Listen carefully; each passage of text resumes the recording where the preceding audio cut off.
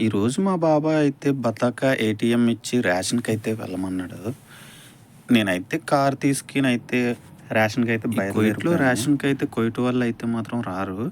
మొత్తం అందరూ డ్రైవర్లనే పంపుతారు. మ్యాక్సిమం ఒకలో ఇద్దరు అయితే మాత్రం రేషన్కి కువైటీలే వస్తారు. కువైటీలు వస్తే మాత్రం ఫాస్ట్గానే అయిపోద్ది అక్కడ పని. మనం వెళ్తేనే లేట్ అవుతుంది.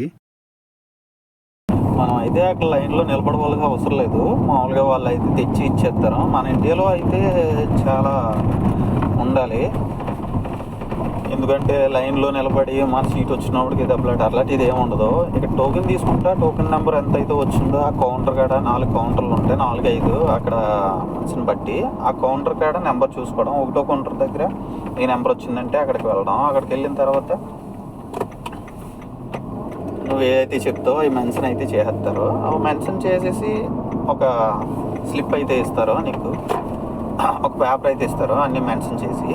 అవి పట్టుకెళ్ళి వేరే దిక్కునిస్తే నీకు ఏమేమి కావాలో మొత్తం అన్నీ వాళ్ళు అయితే తీసి మనకి కార్లు అయితే వేస్తారు. రెండో పని ఇప్పుడైతే వెళ్తున్నాను కదా, అక్కడ ప్రాసెస్ ఎలాగో జరిగిద్ది, ఏం చేస్తారు అన్నది అంతా ఈ వీడియోలో అయితే చూపిస్తాను.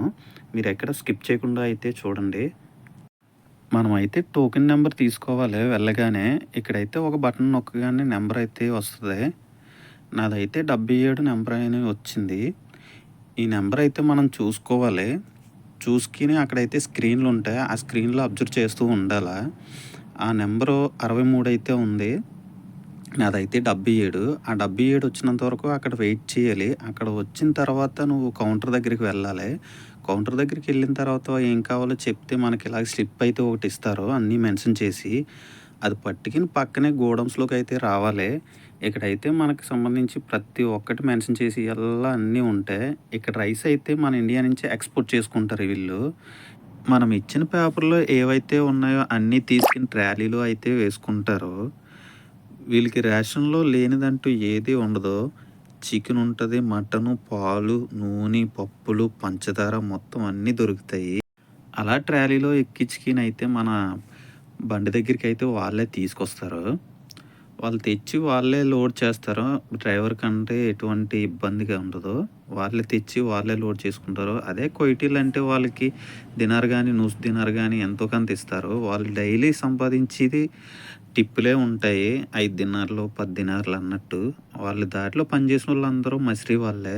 నేను ఈరోజు తీసుకునేది అయితే చికెను, మటను, ఆయిలు, పప్పు అయితే తీసుకున్నాను. ఇవైతే పట్టుకుని నేనైతే డైరెక్ట్ ఇంటికైతే వచ్చేసి దించడానికి కూడా ఎవరు హెల్ప్ చేయరు. ఎవరైతే డ్రైవర్ కింద చేసుకుంటున్నారో వాడొక్కడే పట్టుకెళ్ళి 2 అంతస్తులైన 3 అంతస్తులు ఆడే దింపుకోవాలి. ఇలా రేషన్ తెచ్చిన ప్రతి నెల అయితే మా బావ నాకు ఇస్తాడు. ఎందుకంటే నేను వంట చేసుకుంటాను కాబట్టి రైసు, ఆయిలు, మిల్క్ పౌడరు అలాగే పంచదార కూడా ఇస్తాడు. నాకు నెలకి సరిపడగా ఈ సరుకు ఇవన్నీ తీసుకురావడానికి అయ్యే ఖర్చు కువైట్లో 61 దినార్లు పడ్డది. అదే మన ఇండియాకి కన్వర్ట్ చేస్తే 17,000 అయితే అవుతుంది. ఇలాంటి వీడియోస్ కోసం నన్ను సపోర్ట్ చేయండి. అలాగే సబ్స్క్రైబ్ కూడా చేసుకోండి.